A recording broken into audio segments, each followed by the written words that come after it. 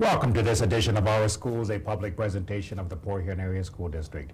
I'm your host, Eulalia Briones, and tonight's topic is the Odyssey of the Mind, better known as OM. What is it and how does it work? Well, we have three special guests with us tonight to tell us more about that. Joining us tonight is Mrs. Teresa Balboa, the director of the Gifted and Talented program, and two parents who are very active in the OM program, Mr. and Mrs. James Sharon and Lori Sharon. Teresa, I'd like to begin with you and to give our people out there in the audience a better idea what is OM. It's been around for a while. We know what it is, maybe, but there's a lot of people out there may not know what it is, what it stands for, how it works, how do we get the children involved. Well, OM is the Odyssey of the Mind program, and it started back in 1978 in New Jersey, and it is now an international program, and every state in the union has competition, and it also is a world competition. And basically there are three divisions of OM, and youngsters can participate as young as primary school, and it goes all the way through college. Oh, that's a comp one I was not even aware of. Yes, they do have competition even through that level. You mentioned the key word international. What we're saying is the students and our young people from Port Huron might have the opportunity to compete at levels way beyond the walls of Port Huron, Michigan. Yes, but it takes a lot of work, and it's really very special if you can ever even get to Worlds. And it's hard to do. And I think we're really proud in Port Huron that we did have a team last year from Holland Woods that got to the World Finals. It's kind of like you can compare it with making the Olympic team and going on to the Olympics. It's really that difficult and that special. Yes. It doesn't necessarily mean you have to be the gold medal winner, but the whole idea that you were selected to Absolutely. go into that process. Absolutely. And it is a competition all along, and it really gets kids involved not only in the knowledge process that they have to know a lot of facts and things of that nature, but it teaches them creativity, and you can learn creativity. Collaborative learning, there's a 7-person team and they have to work together. And also they learn to think on their feet, because there are two parts to Odyssey of the Mind. Long-term problem, which they get early on. We usually start here in Port Huron about in October and form our teams. So the youngsters are working on that long-term problem until they get to the regionals, which is in February or March. And then there's the second part. You receive for the school district the information from the headquarters, we may call it that way. That's right, from New Jersey, from the corporation. Actually, OM is a nonprofit corporation. So each year it's a different problem or a different approach problems, to the problem? right? Okay. And youngsters, they can also choose their problems. You know, in their division, they may have a choice of 4 or 5 problems, and they brainstorm and look them all over, and they make their choice. Okay. I want to come back in a couple of seconds Sure. for a couple of questions, but I want to turn to the parents for a minute. And of course, Mr. and Mrs. Sharon here, you've been involved in OM for several years, and I know have had a very personal part with your own children being involved, and had the fortunate opportunity to go to nationals and the world competition last year, if I remember correctly. Mm-hmm. From a parent point of view, what I'm trying to get for even myself to understand is how unique this program and what it means for a child to participate. We have so many programs, and we're very thankful for the many programs we have in this school district that children can participate in.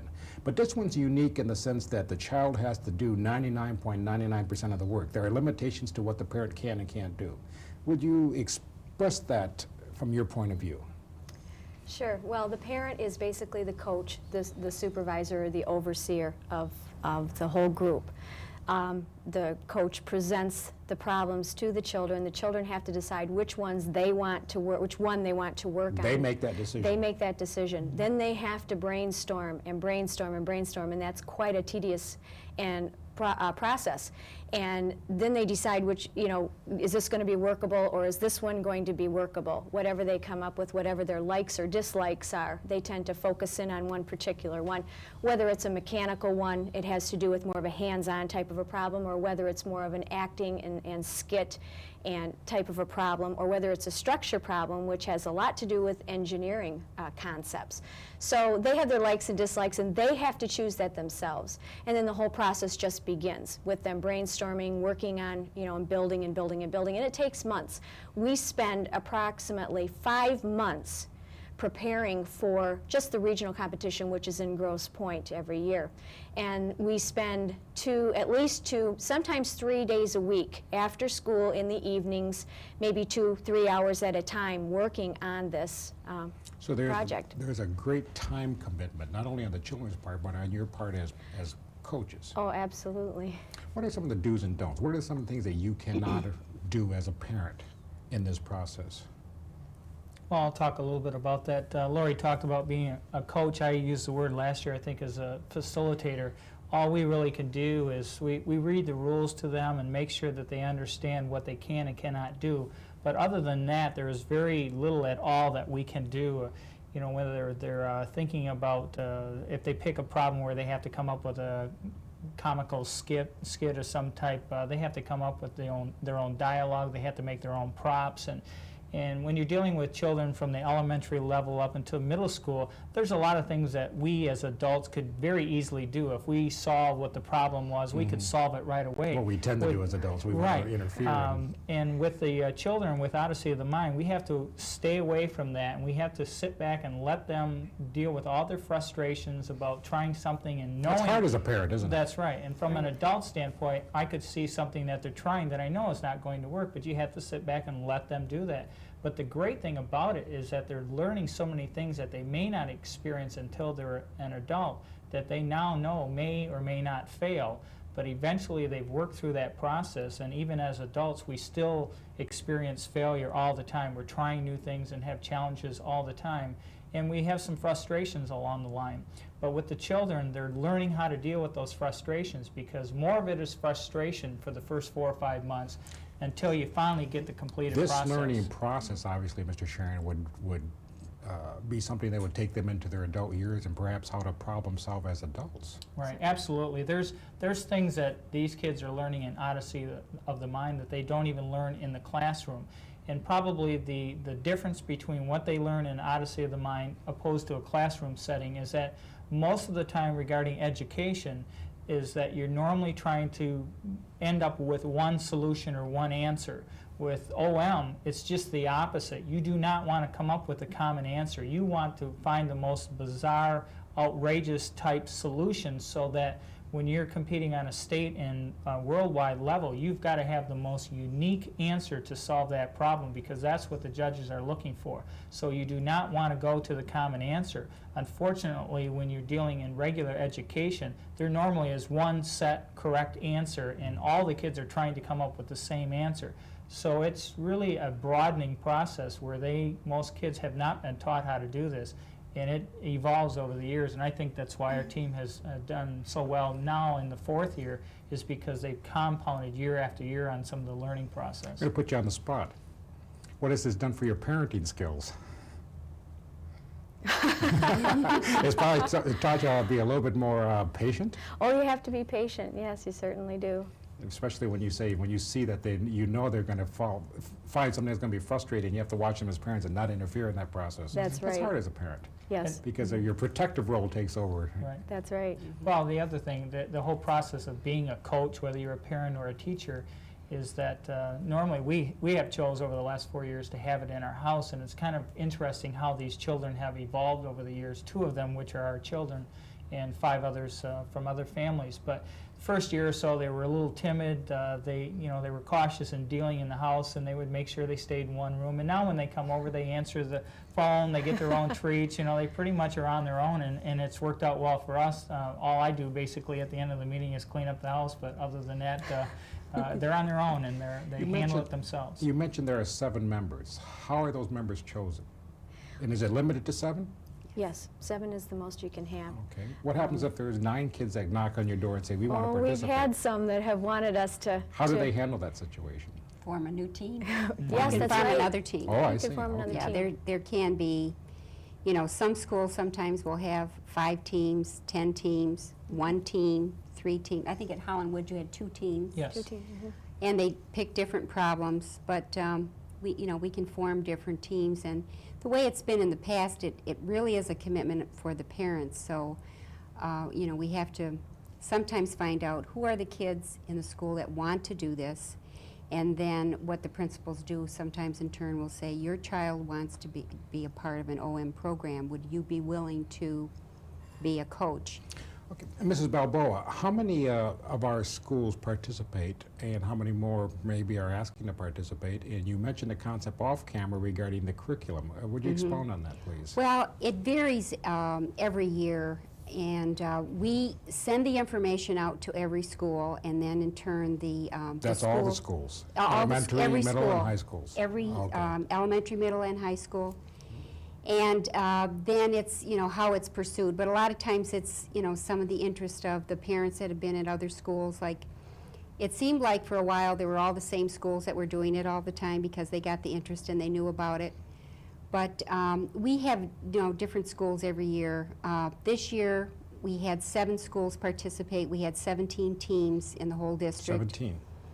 And two middle schools and 5 elementary schools. But other years, maybe we've had 10 schools participate. So it does vary each year according to, who they can get to recruit and do that. But I do want to mention that we, just as Jim said, it is something that really kids don't always have in the classroom, but it's something that we need for life, is to be able to problem solve and think on your feet and and solve real life problems.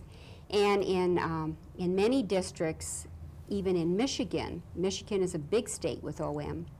We have lots of teams that participate at the state level and the regional levels, the different regions.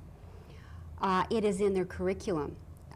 We have our people that do all the work are the parents and the kids, and the teachers aren't involved in it. But in other districts, it has been a part of the curriculum. And I'm happy to say that next year, we're going to have a pilot program at Chippewa Middle School. And there's going to be 2 sections of OM as a class in 7th grade, and also 2 sections as a class in 8th grade. So you're saying these students will be able to take it as part of the regular instruction during the day? Right. It will be a part of their school day. And an assigned teacher to that? And there'll be an assigned teacher, and they will work on both long-term and short-term problems. Like in our after-school enrichment program, a lot of times the teachers will have, as a part of that after-school program, they'll work with the kids on the spontaneous problems. And these are problems where the kids don't really know what the problems are, and I think probably Lori and Jim, their teams have done wonderfully with spontaneous problems. But it really I've seen them teaches perform. kids to think on their feet, and the spontaneous part of it is not something that you view. It is something where they do behind closed doors at the OM competition, because every single team has the same spontaneous problem in that division.